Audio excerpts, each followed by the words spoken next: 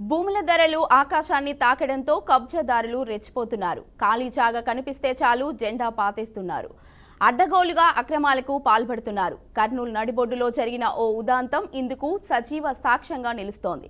4th class employees కాలనీలో park కోసం వదిలిన స్థలం కబ్జా కొరల్లో చిక్కుకుంది. దాదాపు 150 కోట్ల విలువైన స్థలాన్ని మింగేసేందుకు కుట్రలు చేస్తున్నారు.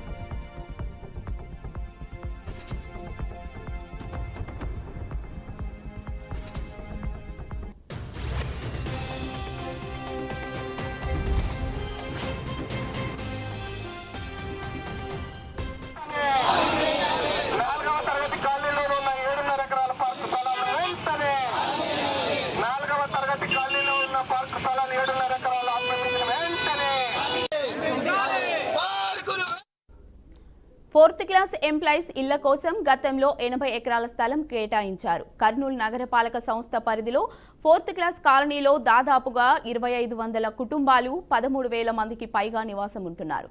సర్వే నెంబర్ 692, 93, 94, 96, 701, 702, 703, 704లో దాదాపు 80 ఎకరాల విస్తీర్ణంలో ఈ కాలనీ విస్తరించింది.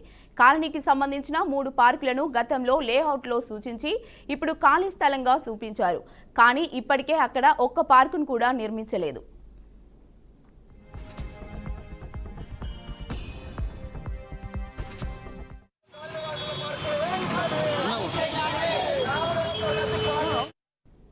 కర్నూలు మున్సిపల్ కార్పొరేషన్ పరిధిలోని 4th క్లాస్ ఎంప్లాయీస్ కాలనీలో దాదాపుగా 150 కోట్ల విలువైన పార్క్ స్థలాన్ని కబ్జా చేశారు.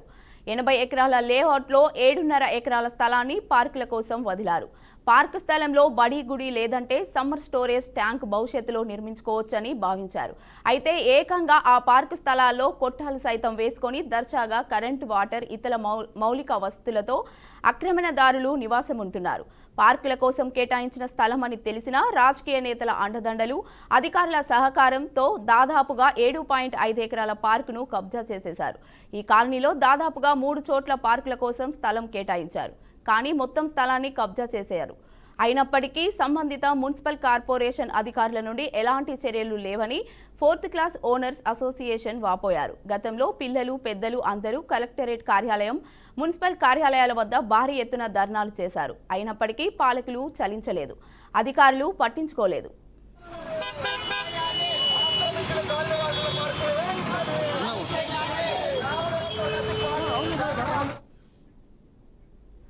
కర్నూలు నడిబొడ్డున జరిగిన పార్కు స్థలం కబ్జాపై మరింత సమాచారం మా ప్రతినిధి బసవరాజు అందిస్తారు. ఏదైతే 4th క్లాస్ ఎంప్లాయీస్ అసోసియేషన్ వాళ్ళ ఆధ్వర్యంలో 80 ఎకరాల్లో ఒక కాలనీ అయితే విస్తరించుకుంది. ఈ కాలనీలో సుమారుగా 7.5 ఎకరాలు ఏదైతే పార్కు కోసం వదిలిన స్థలాలు కబ్జాకు గురైన పరిస్థితులు కనిపిస్తూ ఉన్నాయి. గత దశాబ్ద కాలం పాటు వీళ్ళు పోరాటం చేస్తూనే ఉన్నారు. అధికారులకు వినతి పత్రాలు అందిస్తున్నారు, నాయకులకు వేడుకుంటున్న పరిస్థితులు కనిపిస్తున్నాయి. అంటే నాయకుల యొక్క అనుచరులనవచ్చు, లేదా పాలకుల యొక్క అండదండలు కావచ్చు. అక్కడ కబ్జాదారులు పాకలేసుకొని, గుడిసెలు వేసుకొని స్థిర నివాసం ఏర్పరచుకున్న పరిస్థితుల్లో ఈరోజైతే ఇక్కడ కొంతమంది 4th క్లాస్ ఎంప్లాయీస్ అసోసియేషన్ తరఫున మన కమిషనర్ గారికి వినతిపత్రం ఇవ్వడం జరిగింది. వాళ్ళు ఇంతకీ వాళ్ళ బాధలు ఏంటి, కమిషనర్కి ఏమి వినతిపత్రం ఇచ్చారో, కమిషనర్ నుంచి వాళ్ళకి రెస్పాన్స్ ఎలా వచ్చిందో తెలుసుకునే ప్రయత్నం చేద్దాం. అన్న చెప్పండి, ఈ స్థలం కోసం దశాబ్ద కాలంగా ప్రయత్నం చేస్తున్నారు, పోరాటం చేస్తున్నారు, మరి ప్రభుత్వ అధికారుల నుంచి రెస్పాన్స్ ఎలా ఉంది? అయితే ముందుగా నా పేరు నాగరాజ్ అండి. 4th class employees colony house owners welfare association ప్రెసిడెంట్గా మాట్లాడుతున్నా. మన 4th క్లాస్ ఎంప్లాయీస్ కాలనీ మన టౌన్లోనే, అంటే కర్నూలు నగరంలోనే అతిపెద్ద కాలనీ. దాదాపు 80 ఎకరాలు విస్తీర్ణంలో ఉంది. ఆ 80 ఎకరాల స్థలంలో కూడా ఆహ్లాదకరమైనటువంటి పార్కుల కోసము, ఇతరత్ర వినియోగం కోసము 7.5 ఎకరాలు మరి సిటీ ప్లాన్ లేఅవుట్ ప్రకారం వదలడం జరిగింది. అయితే ఈ పార్కుల కోసం వదిలినటువంటి ఈ స్థలం ఏదైతే ఉందో దాన్ని ఆక్రమణదారులు ఆక్రమించుకొని గత 10 సంవత్సరాలుగా అక్కడ గుడిసెలు వేసుకొని స్థిరనివాసం ఏర్పరచుకొని ఉన్నారు. అయితే మేము గత 10 ఏళ్లుగా కాలనీ వాసులుగా మా స్థలాన్ని విడిపించి పార్కు అభివృద్ధి చేయాలని చెప్పేసి పోరాడుతూనే ఉన్నాం. మరి అప్పటి నుంచి ఇప్పటి వరకు కూడా అనేక మంది అధికారులకి వినతిపత్రాలు ఇచ్చాము, మొరబెట్టుకున్నాం, ధర్నాలు చేశాము. తర్వాత అన్ని రకాలుగా మేము ప్రయత్నం చేశాం. అదేవిధంగా మున్సిపల్ అధికారులకైతే లెక్కలేనన్ని సార్లు మేము వినతిపత్రాలు ఇచ్చాం. అందులో అక్కడ మేమంతా ఉన్నది ఎంప్లాయీస్ కాబట్టి మా గౌరవాన్ని కాపాడుకుంటూ మేము ఉద్యమం చేయాల్సిన అవసరం ఉంది కాబట్టి మాకు వెసులుబాటు ఉన్న రీతిలో మేము ఉద్యమాలు చేస్తూనే ఉన్నాం. మరి అందుకు ఇంతవరకు స్పందించలేదు అధికారులు. ఇంకో విషయం ఏదైతే అంటే గత ప్రభుత్వం చేయలేదు, స్పందించలేదని మీరు ఎన్నికలు బహిష్కరించిన ఒక పరిస్థితి ఉంది. కూటమి నేతలు అంటే అప్పట్లో టీజీ భరత్ కావచ్చు, గౌరీ చరిత్ర కావచ్చు, లేదా శబరమ్మ కావచ్చు, వీళ్ళంతా హామీ ఇచ్చారు మీకు కూటమి అధికారంలోకి వస్తే ఖచ్చితంగా అది ఖాళీ చేస్తామని. మరి ఏం చేశారు వాళ్ళు? నా పేరు ప్రసాద్ అండి, కస్తూరి ప్రసాద్. వైస్ ప్రెసిడెంట్గా ఉన్నాను 4th క్లాస్ ఎంప్లాయీస్ కాలనీ అసోసియేషన్కి. మేమైతే నిజంగా ఓట్లని బహిష్కరిస్తామని టోటల్గా మేము పబ్లిసిటీ చేశాము. చేసే ముందర గౌరీ చరితమ్మ మేడం గారు వచ్చి లేదన్నా మీరు బహిష్కరించొద్దండి, మా కూటమి ప్రభుత్వం వస్తుంది, ఖచ్చితంగా మీకు ఈ పార్క్ స్థలాలు ఖాళీ చేయిస్తాము, మేము హామీ ఇస్తున్నాము, మేము వచ్చిన ఒక సంవత్సరం లోపల ఇటువంటి ప్రాబ్లమ్స్ ఇదే కాదు, మీకు కావాల్సిన ఫెసిలిటీస్ మొత్తం కూడా కాలువలు అయితేమి, డ్రైనేజ్ అయితేమి, రోడ్లు అయితేమి, వాటర్ ఫెసిలిటీసు, వాటర్ ట్యాంక్ అని ఇవన్నీ మేము చేస్తామన్నా, మాకు నమ్మండి, మేము ఖచ్చితంగా చేస్తామని అన్నారు. సరే, అదేవిధంగానే మళ్ళీ మేము ఆ ఓట్లని బహిష్కరించే విషయాన్ని వదులుకొని మళ్ళీ మేము అందరం ఏకమయ్యి ఓట్లు ఖచ్చితంగా వేసి మేడం గారికి, గౌరీ చరిత్ర మేడం గారికి మనం అందరం గెలిపించుకొని ఈ పనులని సాధించుకుందామని చెప్పి మేము ఒక వినతి పత్రము మా కాలనీలో ఉండే వాసులందరికీ చెప్తే అందరూ అదే పనిగా మంచి మెజార్టీతో గెలిపించాము. అక్కకి కూడా, గౌరీ చరిత్ర అక్కకి కూడా.